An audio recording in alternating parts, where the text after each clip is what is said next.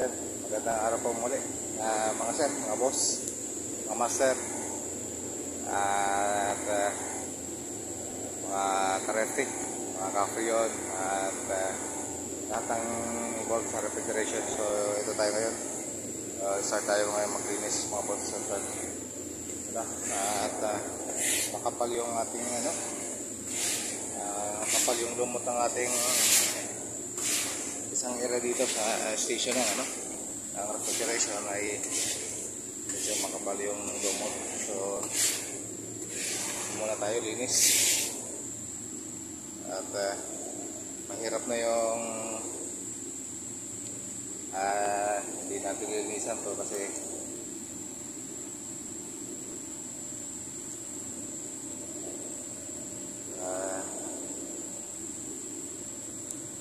tayo ng magandang natin mga boss, mga sir.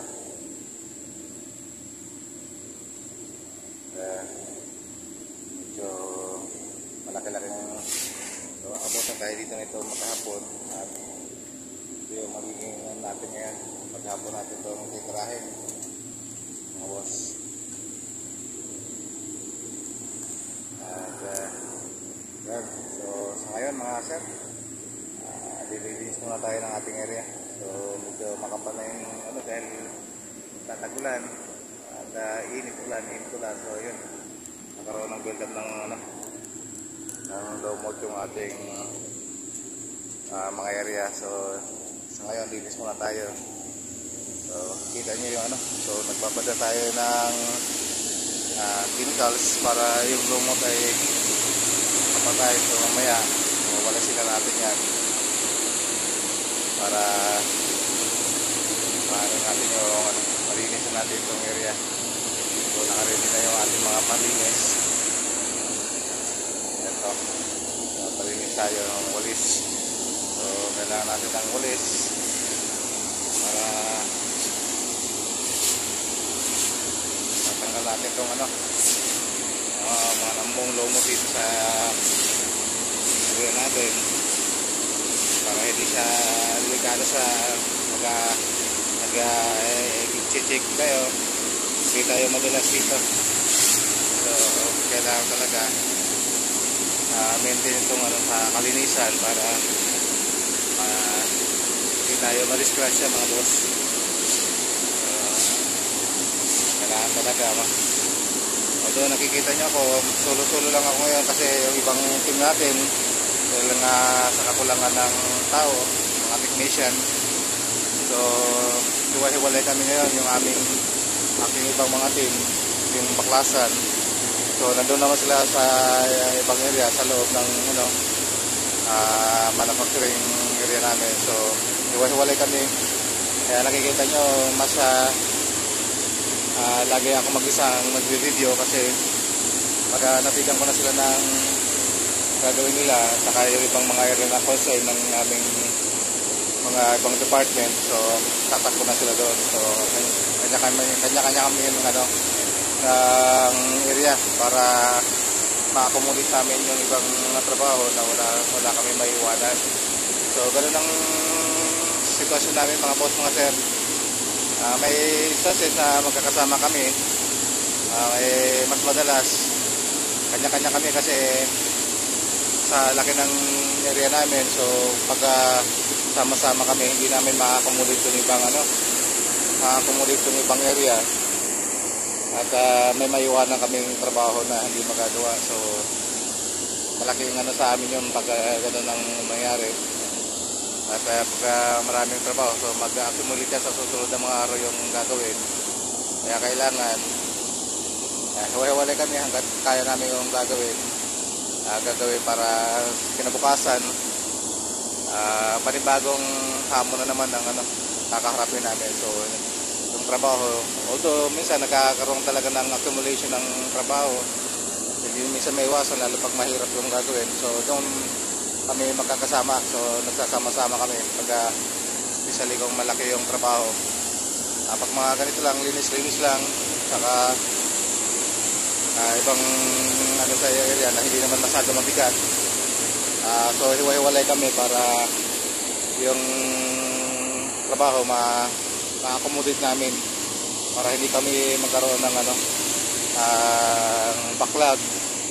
So yun lang anuhan sa ganito, sa preventive maintenance. Kasi ito ay nangumpanya. So naobliga talaga tayong magkanya-kanya para lang makuha natin yung trabaho sa buong maghapon. Para kinabukasan, pag may mga trouble na medyo malaki-laki, at doon kami magkakasama. So sa ngayon kasi kulang kami ng tao, yung ibang ka-team namin ay nagsipag-resign at nagsipag-abroad na. So ano naman talaga ang natin, ang status natin, yung status ating mga refrigeration, yung ating mga technician. So hindi naman natin sila pwedeng tigilan kung saan mas maganda yung offer. So inahayan natin silang umalis. Although yung iba naman may bumabalik pagkatapos mag-abroad at bumabalik din naman dito. So ganoon din naman ang paikot-ikot lang na ganoon ang sistema. Pagka okay na yung abroad, balik dito. Pagka balik dito, pag may apply na naman sa tanggap na naman sa abroad, sa ibang bansa, alis na naman sila. So yun ang natin. So yun talaga yung senaryo. So hindi natin may iwasan yan. So kami, hindi naman kami nagsasawa na mag-train. Kumbaga sa hanggat kaya namin magturo at mayroon pa kami na ituturo sa kanila na tuloy-tuloy lang. Pag natin silang pagsawaan na kung pag natuto, malaking bagay sa atin. Malaking factor sa atin pag natuto sila sa atin. At yung natutunan nila sa atin ay i-implement nila sa ibang bansa. At pagdating dito, magkukulit ka na, magkontrata na. So fulfillment natin yun. So malaking accomplishment para sa amin. Although sa ibang mga technician, so nagiging nila yun, kasi iniisip lagi nila magiging kalaban nila yung mga tinuruan nila. So pagdating dito ng mga kontrata, so laban-laban sila sa so dito kami mayroon kaming mga binubuong team, especially sa Santa Maria at saka dito sa Balagtas, ang Frost sa Bulacan. So yung mga dati kong mga technician din sila, iba mga nag-abroad, iba mga nag-resign din, nagbuo sila ng team para mangontrata. So sa ngayon nangongontrata sila. So dito rin naman sa isang area na to, so ganoon din, mayroon kaming team ditong binubuo. Nag-umpisa na rin silang kumuha ng project sa labas, kung paunti-unti, kasi pag hanggang na dito ka sa loob, hindi ka naman pwedeng kumuha ng project na malaki. So kukuha ka lang ng paunti-unti para unti-unti na exercise mo yung talent mo, yung skills. Then pagkadating ng araw, yun, mangontrata na sila. So yun mga boss, mga sir, sa ngayon ito muna yung isi-share ko sa inyo. Linis muna ako ngayon sa aming area at nagbabad lang ako ng kaunting chlorine. So chlorine na yung binabad ko dito para mapatay ko lang yung lumot. So sa mga nagtatanong, bakit lagi ako mag-isa, so yun mga boss, dahil nga sa kakulangan ng tao at kulang kami ng technician, so kailangan namin iwalay para yung trabaho namin dito sa loob ng pinapasukan namin ay ma-accommodate namin. So sa dami kasi ng unit namin dito, ang unit namin dito ng mga luma ay 50, maliban dito sa mga bagong unit na ongoing pa yung installation, iba mga umaandar na. So kailangan iwalay kami para ma-accommodate namin yung yung mga trabaho. So shout out sa ating mga kaibigan dyan sa Samar, sila Ate Grace, shout out dyan. So tuloy lang vlogging para paano natin yung ating lugar na i-promote, yung kagandahan, pagtatanim ng mga mangroves. So shout out din sa ating mga kapatid dyan sa Antipolo, Rafi, supporters ko talaga sa ating pag-vlog, sa ating mga kapatid dyan sa Antipolo.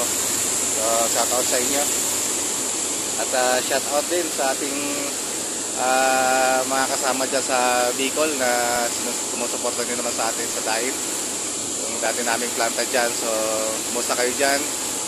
At sa ngayon, ito ako. At unti-unti nagbabahagi ng mga video. Kung sakaling magugustuhan nyo, paki-comment na lang mga sir, mga boss.